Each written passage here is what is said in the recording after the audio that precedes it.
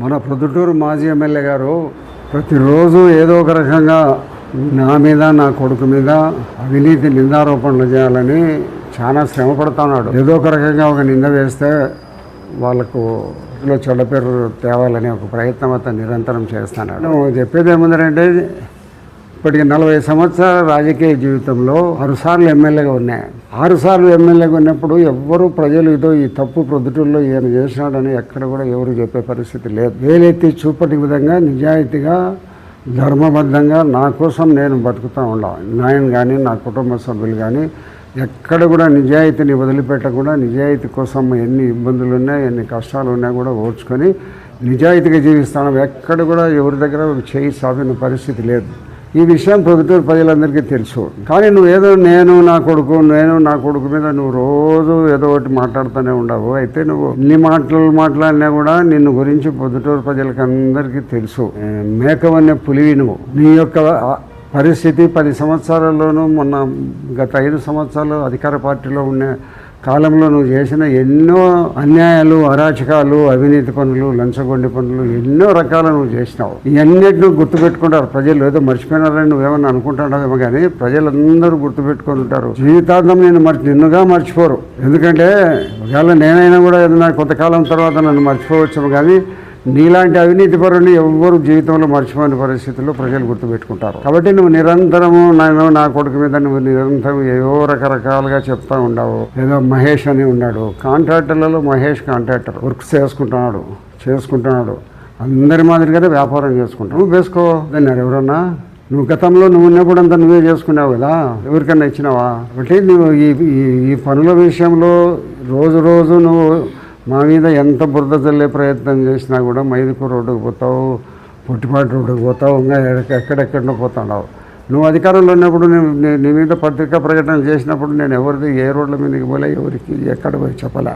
నువ్వు నా దగ్గర 15 సంవత్సరాలు నా దగ్గర ఉన్నావు. అప్పటి నుంచి నీ పరిస్థితి తెలుసు.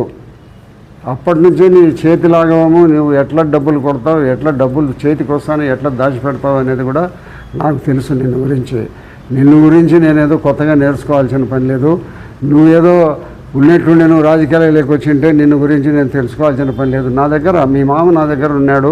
మీ మామ తర్వాత నువ్వు నా దగ్గర ఉన్నావు. నా దగ్గర 15 సంవత్సరాలు పనిచేసినావు. నేను కౌన్సిలర్గా చేసిన, అదే మున్సిపల్ వైస్ చైర్మన్ చేసి చైర్మన్ కూడా కొంతకాలం చేసినాం. ఇన్ని చేసిన నిన్ను గురించి నాకు ఎక్కడ సూది మోగినంత కూడా తాగు లేకుండా నాకు నీ యొక్క పరిస్థితి అంతా తెలుసు. ఆ దగ్గర ఉన్నప్పుడే ఎన్నో తప్పులు చేసినావు. అప్పుడు ఏదో పార్టీకి చెడ్డ పేరు వస్తుందని నేను వెనకేసుకొని కొంత మాట్లాడినాం.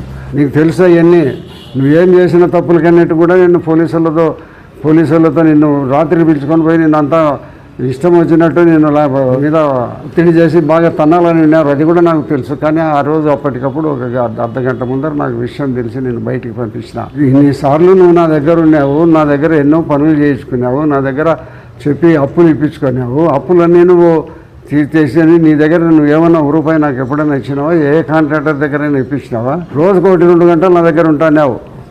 ఇచ్చిన వాళ్ళు కానీ నాకు ఇచ్చిన వాళ్ళు కానీ నువ్వు ఎవరిదన్నా ఇప్పించినాడు కానీ ఏమన్నా నువ్వు చెప్పగలుగుతావు? ఎవరినన్నా రోజుకు 3-4 గంటలు నా దగ్గర ఉండిపోతానే నువ్వు, నీ బావమరిది, నీ వర్గం అంతా. మరి అప్పుడంతా ఏం లేదే. ఇప్పుడు నువ్వు దూరంగా పోతానగానే నువ్వు ప్రతిపక్ష పార్టీ వైఎస్ఆర్సీపీలో ఉంటానగానే మాట్లాడతావా? ఈ యొక్క అల్లి పుట్టిల్లు మేనమామకు తెలుసునని చెప్పినట్టుగా నీ యొక్క గుట్టు రట్టు మొత్తం నాకు తెలుసు. ఏదో వాళ్ళ మీద ప్రమాణం చేయి, వీళ్ళ మీద ప్రమాణం చేయ, నాకేం కర్మ పట్టింది?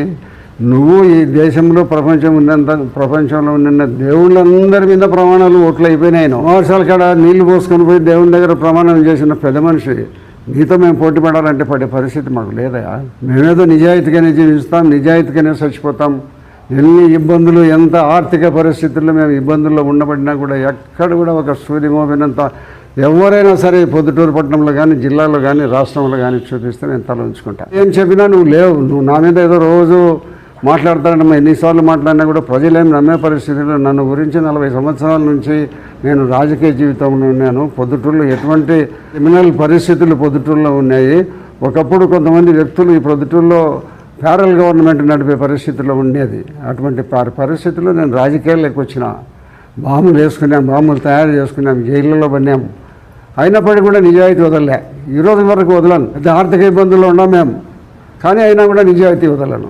నిజాయితీగానే ప్రజలకు నేను నమ్మకంగా, నా మీద నమ్మకం కలిగి 6 సార్లు నన్ను ఎమ్మెల్యేగా ఎన్నుకున్నారు. అటువంటి ప్రజలకు నేనేదో తప్పు చేసిన వాడైతే నన్ను ఎన్నుకుంటారా? నేను తల ఎత్తుకొని చెప్పుకోగలనా? నువ్వు ఏదో రోజు నా మీద మాట్లాడతావు, నా కొడుకు మీద మాట్లాడతావు, ఈడ చేసినావు ఆడ చేసినావు, ఎన్ని చెప్పినా కూడా ఇది నమ్మరా? నిన్ను నమ్మే కాలం పోయింది. నిన్ను జీవితాంతము నమ్మరు. జగన్మోహన్ రెడ్డి గారిని కూడా ఎవరు నమ్మరు. ఎందుకంటే మీ 5 సంవత్సరాల గవర్నమెంట్లో ఎన్ని ఆగాయిత్యాలు, ఎన్ని అన్యాయాలు, ఎంతమంది భూములు గుంజుకున్నారు, ఎంతమంది ఆస్తులు లాక్కున్నారు, ఎంతమంది దగ్గర మీరు ఇబ్బందులు పెట్టి జైళ్ళ పాలు చేసినారు. ఇవన్నీ మర్చిపోరా? నువ్వేదో 3 సంవత్సరాలు కాదు, నీకు 30 సంవత్సరాలైనా నీవు వేరే వాళ్ళు ఎవరన్నా వచ్చి గెలుస్తారేమో తప్పక నీకైతే అధికారం లేక నువ్వు వచ్చే పరిస్థితి పొద్దుటూరులో లేరు. పొద్దుటూరులో నిన్ను నమ్మరు. నేను రాజకీయాల్లో లేకున్నా నేను ఉన్నంత వరకు నువ్వు ఏ పార్టీలో ఉండబడినా నేను నీకు ఎప్పుడు వ్యతిరేకంగా ప్రచారం చేస్తాను. ఈ యొక్క పరిస్థితులు నాకు 30 ఏళ్ళ నుంచి నాకు తెలుసు, 35 ఏళ్ళ నుంచి నాకు తెలుసు. నిన్ను గురించి సర్వస్వం నాకు తెలిసిన పొద్దుటూరులో నేనే ఎవరు లేరు. వాళ్ళ కుటుంబ సభ్యులు, వాళ్ళ రామేశ్వరులు ఎవరైనా తెలిసినామో తప్పక ఎవరు లేరు. నేను నీ యొక్క అంతో ఆంతర్యము టోటల్గా నువ్వు ఎంత లాఘవంగా నువ్వు డబ్బులు కొడతావు, ఎంత మంచి మాటలతో నువ్వు నమ్మించి నువ్వు డబ్బులు కొడతావు అనేది నాకు తెలుసు. నువ్వు ఏదో నేను సత్యహరిశ్చంద్రుని లేదా నేను నిజాయితీగా ఉన్నాను అని రోజు మా మీద మాట్లాడుతుంటే ఎవరు నమ్మేవారు లేదా? కూటమి ప్రభుత్వం వచ్చిన తర్వాత ఎన్నో అభివృద్ధి కార్యక్రమాలు చేసినావు. 100 చిల్లర అభివృద్ధి కార్యక్రమాలని చెప్తుంటాడు ఆయన. ఎక్కడ నీవు 100 చిల్లర అభివృద్ధి కార్యక్రమాలు ఏడ ఏం చేసినావు? గ్రామీణ ప్రాంతాల్లో ఒక రోడ్డు వేసినావా? నేను పుట్టపర్తి సర్కిల్ నుంచి ఇక్కడ మైదుకూరు రోడ్డు వేసినావు, నీళ్ళు పోతాడా? మేము చేసినాం చూడు, కాలువలు ఎంత విస్తీర్ణం వెడల్పు పెట్టి మేము కాలువలు చేస్తున్నాము. పొట్టిపాటి రోడ్డు వేస్తున్నాము, ఎర్రగుంట రోడ్డు వేస్తున్నాం, పొరపాటు రోడ్డు వైండింగ్ చేస్తున్నాము. నువ్వు డివైడర్లు పడగొట్టుకోవడము కట్టడం, ఎక్కడైతే డబ్బు ఎక్కువ వస్తుందో ఆ పనులే చేసుకున్నావు. మున్సిపాలిటీలో లూటీ చేసినావు నువ్వు, నీ బావమరిది అందరూ మొత్తం లూటీ కొట్టినారు. 5 ఏళ్ళ నుంచి నువ్వు నా దగ్గర 15-16 సంవత్సరాలు నా దగ్గర నువ్వు శిష్యరికం చేసినావు. బావమరిది నువ్వు అందరూ రామేశ్వరం అంతా కూడా. నువ్వు ఏదో ఈ పొద్దు నేను బయటికి పోయినానని నా మీద రోజు మాట్లాడుతూనే ఉంటావు. చంద్రబాబు నాయుడు గురించి రోజు మాట్లాడతావు. నువ్వు చంద్రబాబు నాయుడు గురించి మాట్లాడేది ఆ అర్హత నీకుందా? పోలవరం రేపు 27లో నీళ్ళు ఇస్తామంటున్నారు. 5 సంవత్సరాలు నువ్వు ఏం చేసినావు? పోలవరానికి ఏం చేసినావు? చంద్రబాబు టైంలో పట్టిసీమ కడితే పట్టిసీమ కట్టిన దానివల్ల మీరందరూ గమనించండి. ఈరోజు గోదావరి నుంచి నీళ్లు తీసుకొని వచ్చి ప్రకాశం బ్యారేజ్లో నీళ్ళు వేసి దాదాపు 1,00,000 ఎకరాలకు నీళ్ళు ఇస్తున్నారు. మిషన్ల కోసం ఇది పట్టిసీమను మొదలుపెట్టి కట్టినాడు. పట్టిసీమలో డబ్బులు సంపాదించుకున్నారని నువ్వు మాట్లాడినావా లేదా? ఈరోజు పట్టిసీమనే ఈరోజు ప్రకాశం జిల్లా బ్యారేజ్కి నీళ్ళు వస్తున్నాయి. రోజు 7 టీఎంసీల నీళ్ళు వచ్చే పరిస్థితిలో ఉంది. కాబట్టి నువ్వు ఏదో నా మీద, మా కుటుంబ సభ్యుల మీద ఎన్ని ఆరోపణలు ఏం చేసినా కూడా ఈ ప్రభుత్వము, చంద్రబాబు నాయుడు గారి ప్రభుత్వంలో నేను ఇంకా 3 సంవత్సరాల వరకు ఉంటాను. 3 సంవత్సరాల వరకు నేను అభివృద్ధి కార్యక్రమాలు నిరంతరము సమీక్షిస్తూనే ఉంటాను. అభివృద్ధి కార్యక్రమాల కోసము మీ యొక్క నాయకుడు జగన్మోహన్ రెడ్డి చేసి పరిపాలనలో రాష్ట్రం లూట్ అయిపోయింది ఆర్థిక పరిస్థితి. అయినప్పటికీ కూడా ఏదో ఉన్నంతలో కొంత డబ్బులు తీసుకొని వచ్చి అభివృద్ధి చేయాలని మేము తపన చేస్తున్నాం తప్పక నిరంతరము 360 రోజులు, సంవత్సరానికైతే 340 రోజులు నేను ప్రజలకు అందుబాటులో ఉంటాను. ప్రతిరోజు ఇక్కడ కానీ ఇంటి దగ్గర కానీ అందుబాటులో ఉంటాయి. ఏదన్నా విజయవాడనో ఎప్పుడన్నా హైదరాబాద్ పోతే 2 రోజులు 3 రోజులు పోయిరావడం తప్పక నాకు వేరేంటి లేదు. నిరంతరము ప్రజాసేవే. నా కొడుకు నాకంటే నిజాయితీపరుడు. నేను చెప్తా, ఎవరింటికన్నా పోతే భోజనానికన్నా కూడా పోతే వెళ్తాడు వాడు, దానికి కూడా ఫోన్ అంటాడు. ప్రభుత్వము, నీవు, నీ జగన్మోహన్ రెడ్డి రాబోయే రోజుల్లో మరొకసారి ఆంధ్రప్రదేశ్లో ప్రభుత్వం ఏర్పాటు చేస్తామని కలలు కంటున్నావు. ఈ కలలు అవుతాయి. నీవు మళ్ళా పొద్దుటూరు ఎమ్మెల్యేలు నిన్ను విశ్వసించి మరొకసారి ఓట్లు వేస్తారనే పరిస్థితి నువ్వేమని అనుకుంటున్నావేమో. ప్రజలు నిన్ను గురించి ప్రతి పిల్లోని కాడ నుంచి పెద్దోళ్ళకు 90 ఏళ్ళ వయసు గల నుంచి తెలుసు. నా గురించి చిన్నపిల్లల గురించి 90 ఏళ్ళ వయసు గలకు నా గురించి తెలుసు, నీ గురించి తెలుసు. నువ్వు ప్రజలు మరొకసారి నేను ఏదో అందలం ఎక్కిస్తారని ఆశపడుతున్నావు. ఇంకా 3 ఏళ్ళని కలవరపోతున్నావు. నీకు 3 ఏళ్ళు కాదు, 30 ఏళ్ళనే నీకు అధికారం వచ్చే పరిస్థితి లేదు. నీ జగన్మోహన్ రెడ్డిని ప్రజలు తిరస్కరించి 175 సీట్లలో 11 సీట్ల స్థానానికి తీసుకొచ్చినారు. ఇంతకంటే ఘోరం ఉందా ఎక్కడైనా కూడా? ఏ సమయంలో ఇంత ఒక ముఖ్యమంత్రిగా ఇంత ఘోరంగా ఓడిపోయే పరిస్థితి ఎక్కడైనా ఉందే రాష్ట్రంలో? మీకు వచ్చింది మీ జగన్మోహన్ రెడ్డికి, మీలాంటి వాళ్ళందరూ ఆయన కూడా ఆయన ద్వారా కూడా దుర్మార్గ పనులు చేయించి ఆయన కూడా అవినీతి చలివిడిగా డబ్బులు సంపాదించుకుని అవినీతి మార్గంలోనే నిరంతరం పయనించినారు. రోజు సొంత తల్లి చెల్లెల్ని కూడా దూరం పెట్టినాడు. అటువంటి ముఖ్యమంత్రికి మళ్ళీ ఓట్లేస్తారు ప్రజలు. తల్లి తండ్రి చెల్లెళ్ళు బంధువులతో ఉండే వాళ్ళందరూ రాజకీయ నాయకులు ఎంతమంది ఉన్నారు, నువ్వు లేవు. నేను ప్రజలకు జవాబుదారి, నన్ను ఎన్నుకునే ప్రజలకు నిరంతరము జవాబుదారితనంగా ఉంటా, జవాబుదారి వహిస్తా.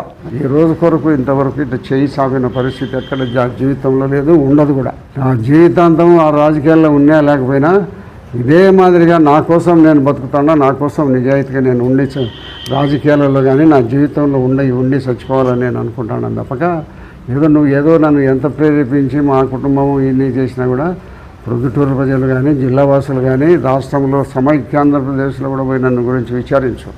కాబట్టి నువ్వు ఎన్ని నేర ఆరోపణలు చేసినప్పటికీ కూడా నన్ను ఎటువంటి పరిస్థితుల్లో కూడా ప్రజలు అవినీతి ముద్రపై నువ్వు వేయాలనుకొని ఎంత వేసినా కూడా జరగదు. అది నీ యొక్క ప్రభుత్వము నిన్ను మరొకసారి మళ్ళీ రాణించే పరిస్థితిలో ఆంధ్రప్రదేశ్ ప్రజలు లేరు.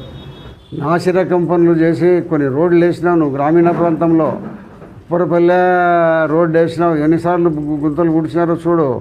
కానీ బుజ్జోరపల్లెకి రోడ్డు వేసినావు, ఎన్నిసార్లు గుంతలు పుడిచినారో చూడు. అరకటవేముల రోడ్డు వేసినావు చూడు. ఎక్కడైనా కూడా మా కాంట్రాక్ట్ కానీ మేము చేసే ప్రతి పనిలో నిజాయితీ ఉంటుందా? రేట్లలో 10 రూపాయలు ఎక్కువ వేసుకొని తీసుకొని ఎక్కువ ఉన్న దాంతోనే వేస్తాము. రోడ్డు 95% 90% నిజాయితీగా వేస్తాం. అంతేగాని నువ్వు నేరారోపణలు చేసేది నువ్వు ఉన్నతాధికారులకు పెట్టు, ఉన్నతాధికారుల వచ్చి విచారణ చేయమను. విజిలెన్స్ ఉంది, విజిలెన్స్తో ఎంక్వైరీ చేయొచ్చని.